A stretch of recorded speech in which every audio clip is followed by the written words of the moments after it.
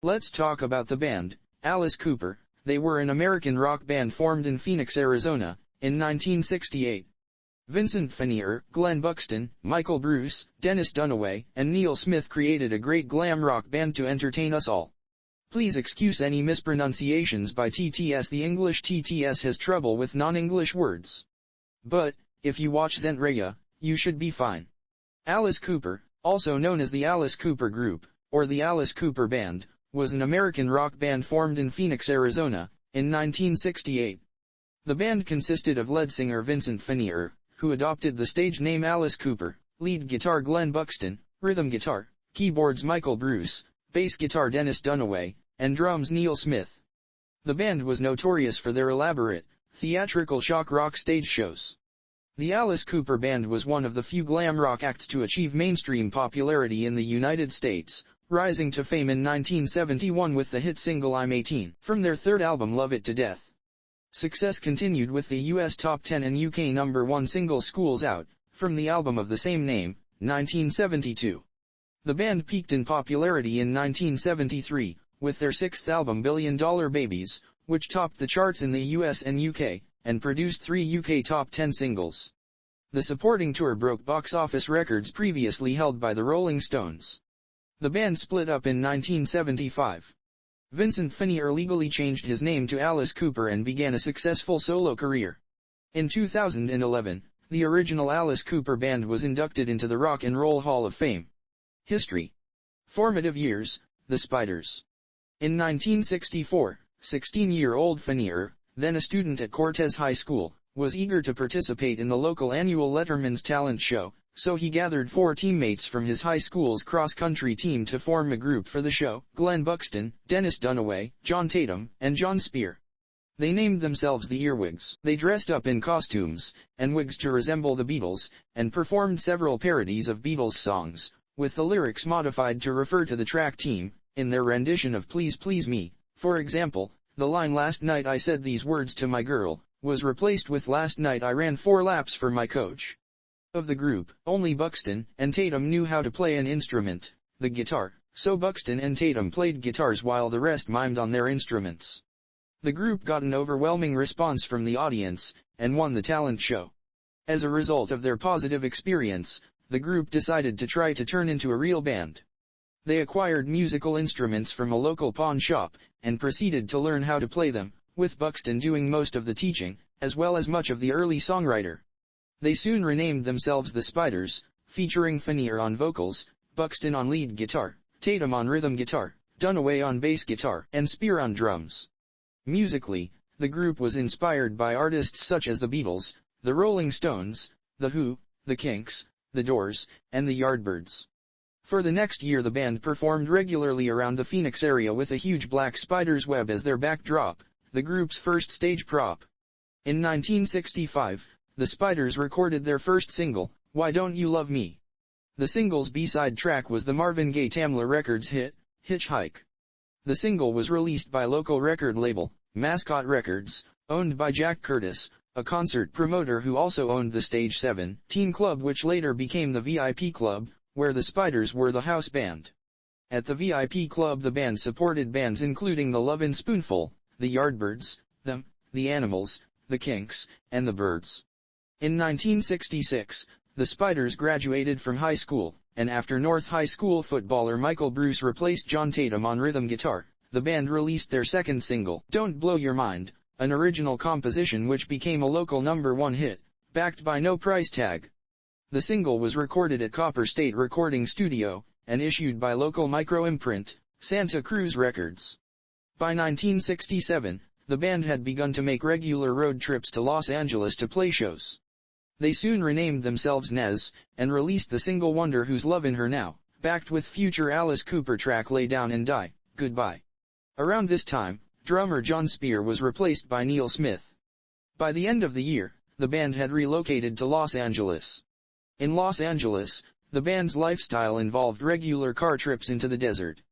Activities included shooting rabbits with a .22 rifle. In 1967, Neil Smith moved into the range of Fanier's rifle as the latter was about to fire. Smith was hit in the ankle. He has the fragment in his ankle to this day. Around this time, the band and 3 others were driving in Los Angeles in a van. An incident on the road caused the driver to lose control of the van, and it went off the road rolling over 4 times. The van was destroyed, but all band members and the 3 other passengers survived without serious injury. New band name, Alice Cooper. In 1968, the band learned that Todd Rundgren also had a band called the Nez, and found themselves in need of another stage name. Finnear also believed that the group needed a gimmick to succeed, and that other bands were not exploiting the showmanship potential of the stage. The legend is that the name Alice Cooper came from a session with a Ouija board, largely chosen because it sounded innocuous and wholesome, in humorous contrast to the band's image and music. However, in an interview with Mark Radcliffe, on The Radcliffe and McConey Show, on BBC Radio 2 on November 30, 2009, Vince Finnear described the incident with the Ouija board as an urban legend. He said, "We literally got that whole story about the witch thing, the way you guys got it. It was like just pure urban legend. I heard about the witch thing probably the same day you did, but it was a great story." Eventually Finnear adopted this stage name as his own from 1969 onwards, being referred to as Alice Cooper on the cover of the band's debut album. He recalled, "We were called the Nez, and we found out about Todd Rundgren's band who were called the Nez. So I said let's not come up with a name that's dark, because they're expecting that. I said, what if we sounded like we were somebody's aunt? It was kind of like the all-American, sweet little old lady name. And I wasn't Alice Cooper. I was just the singer in the band Alice Cooper, like Manfred Mann. Pretty soon everybody called me Alice, they just assumed that the singer's name was Alice. So, at that point, I legally changed my name to Alice Cooper. It was a total outrage at the time. Now it's a household name." The singer considers the name change one of his most important and successful career moves. The classic Alice Cooper group lineup consisted of Finnear, lead guitarist Glenn Buxton, rhythm guitarist Michael Bruce, bassist Dennis Dunaway, and drummer Neil Smith, all former members of the Spiders. This lineup stayed intact through 1974.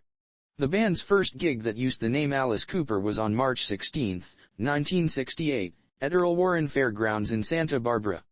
The posters still showed the band as the Nez.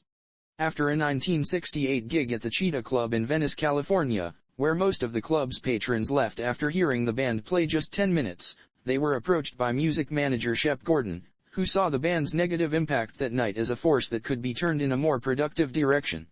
Shep arranged an audition for the band with renowned musical artist and record producer Frank Zappa, who was looking to sign bizarre music acts to his new record label, Straight Records.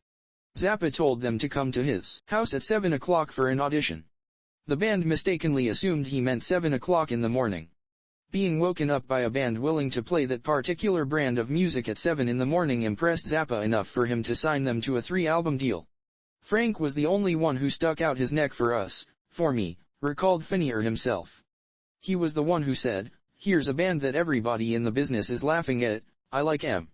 He was the outcast in LA and so were we." The first 3 Alice Cooper albums were released on Zappa's Straight label. Another Zappa-signed act, the all-female GTOs, were encouraged to dress up the Alice Cooper band members in women's clothing and heavy makeup, and played a major role in developing the band's early on-stage look. In June 1969, Alice Cooper released its first album, Pretty's for You, which barely cracked the Billboard Top 200 Albums chart at number 193. The band was the subject of media criticism after Finnear threw a live chicken into the audience during the 1969 Toronto Rock and Roll Revival Festival. The audience ripped the chicken, whose name was Duchess, to shreds. In March 1970, the band released the album Easy Action, which did not chart. Also in 1970, the band had 2 songs, Titanic Overture and Refrigerator Heaven, that appeared on a Warner Brothers sampler album, Zapped, featuring acts produced by Zappa. Finding success. Slow sales of the band's first 2 albums, as well as Californians' indifference to their act, led the band to relocate again in 1970, this time to Pontiac, Michigan near Finnear's original hometown of Detroit. Here, their bizarre stage act was much better received by Midwestern crowds accustomed to the proto-punk styles of local bands such as the Stooges and the MC5. LA just didn't get it, Finnear stated. They were all on the wrong drug for us. They were on acid, and we were basically drinking beer. We fit much more in Detroit than we did anywhere else. Hooking up with young producer Bob Ezrin, Alice Cooper released the single I'm 18 in November 1970, and it became a surprise top 40 hit by early 1971. The single's success convinced Warner Brothers that the band could be a viable commercial act, leading to much stronger investment in the third Alice Cooper album, Love It to Death. The album was initially released on Straight Records, but was reissued on the Warner label following its buyout of the imprint from Zappa, giving Alice Cooper even greater exposure. Under Ezrin's direction, the band's sound moved from psychedelic rock to a tighter, guitar-driven hard rock sound, even as much of the lyrical content continued to explore decadence, perversion, and psychosis. In 1971 the band was doing its first headliner tour. Backstage at a gig in Florida, a young woman came in with a boa constrictor coiled around her arm. This gave Fanier a fright, and after experiencing this kind of reaction, the idea of using a snake in the stage performance began. With Love It to Death and its follow-up album Killer both charting well, the band was able to afford a more elaborate stage show, including sophisticated props and elements of gothic horror, and they became a highly popular concert attraction in the US and UK over the next few years. Calls by members of British Parliament in 1972 to have the group banned from performing in the UK only solidified the band's legend, and the next year's Billion Dollar Babies tour broke box office records. Cindy Dunaway, Neil Smith's sister who married Dennis Dunaway, designed the band's costumes, and occasionally performed in the stage show. She was the dancing tooth on the Billion Dollar Babies tour. A 1973 gig in Sao Paulo, Brazil, was performed in front of 158,000 people. The Guinness Book of World Records gave the band the world record for playing in front of the biggest indoor audience ever. Following Killer, Alice Cooper released 3 more top 10 albums, the pinnacle being 1973's Billion Dollar Babies, which rose all the way to number 1 on the US and UK album charts. The band headlined highly successful tours from 1972 to 1974, before breaking up. The band made so much money in 1973 and 1974 that Fanier appeared on the cover of Forbes magazine in 1973. The article listed him among the highest-earning American music superstars, lounging in a $160 a day Beverly Hills hotel suite. Alice Cooper, Who's a He, breakup of the original band. The original Alice Cooper band played their final show on April 8, 1974, in Rio de Janeiro, Brazil. There are varying reasons former band members have given for the breakup. Smith said the members wanted to take a year off to slow down, and possibly do solo projects, and just never reunited. Cooper said there was disagreement over how much money to sink back into stage shows, which had become costly. Bruce contends that Buxton's issues with substance abuse, which at one time led him to pull a switchblade on the band's tour manager, likely hastened the breakup. The breakup was made public in 1975. Vincent Fanier continued using his stage name Alice Cooper, carrying on with a new group of musicians. He also adopted the name legally. The 4 surviving original members of Alice Cooper at Wembley Arena in November 2017. Bruce, Dunaway, and Smith would go on to form the short-lived band Billion Dollar Babies, producing 1 album, Battle Axe, in 1977.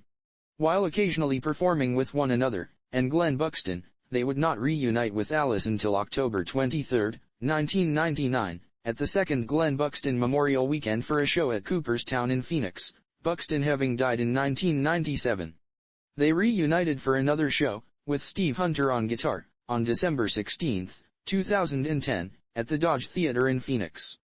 This lineup would perform together again, televised on March 14, 2011, at the induction of the original Alice Cooper group into the Rock and Roll Hall of Fame, as well as on May 11, 2011, at London's Battersea Power Station at the Jägermeister Ice Cold 4D event webcast. Bruce, Dunaway, and Smith appeared on 3 tracks they co-wrote on Alice's 2011 album Welcome to My Nightmare. A documentary about the band entitled Super Duper Alice Cooper premiered at the Tribeca Film Festival on April 17, 2014, and was scheduled to be screened at the Hot Docs Canadian International Documentary Festival a week later. On October 6, 2015, a surprise reunion show took place in Dallas at Dunaway's book signing session. He was joined by Bruce, Smith, Cooper, and Ryan Roxie, who replaced the late Glenn Buxton. The surviving members of the band were set to record and release an album. However, the only material to surface was 2 bonus tracks on Cooper's 27th studio album Paranormal. The 4 surviving original members reunited again for a 5-song set on May 14, 2017, at a show in Nashville, Tennessee. The four reunited yet again later that same year for a UK tour. In 2021, the surviving members of the band reunited for Cooper's Detroit Stories album. Producer Bob Ezrin as well as Cooper himself have hinted that a new album with the surviving members may be possible. Musical style. Alice Cooper's music is typically seen as sleazy and gritty but anthemic hard rock, but also as glam rock, shock rock, heavy metal, glam punk, proto-punk, and rock and roll. Their first two albums, Pretties for You and Easy Action, have a psychedelic rock, acid rock, and experimental rock sound, more fitting for their then label, Frank Zappa's Straight Records, but on Love It to Death, they transitioned to a Motor City garage rock style that continued on Killer and Muscle of Love. Alice Cooper are seen as precursors to punk rock, but also influenced glam, hard rock, metal, new wave, goth, and members of the Sex Pistols, 9 Inch Nails, the Ramones, the New York Dolls, Guns N' Roses, Devo, Cheap Trick, Ozzy Osbourne, The Cramps, Kiss, The Plasmatics, The Misfits, White Zombie and Marilyn Manson. Alice Cooper takes inspiration from 60s rock, such as Elvis Presley, Chuck Berry, The Beatles, The Rolling Stones, The Who, The Yardbirds, Love, The Doors, Jim Morrison, Pink Floyd and the Beach Boys, but also proto-punk, such as MC5, and The Stooges. Many people over the years have brought up Arthur Brown and Screaming Lord such as obvious influences, but this has never been confirmed by the band. Band members. Original band members. Vincent Fanier aka Alice Cooper, vocals, harmonica. Glenn Buxton, lead guitar, died 1997. Michael Bruce, rhythm guitar, keyboards, and backing vocals. Dennis Dunaway, bass and backing vocals. Neil Smith, drums and backing vocals. Additional members, 1973 to 1974. Mick Mishber, guitar. Bob Dolan, keyboards, backing vocals. Discography. Studio albums. Pretties for You, 1969. Easy Action, 1970. Love It to Death, 1971. Killer, 1971.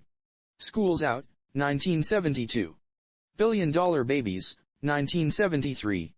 Muscle of Love, 1973. Compilations. School Days, The Early Recordings, 1973. Greatest Hits, 1974.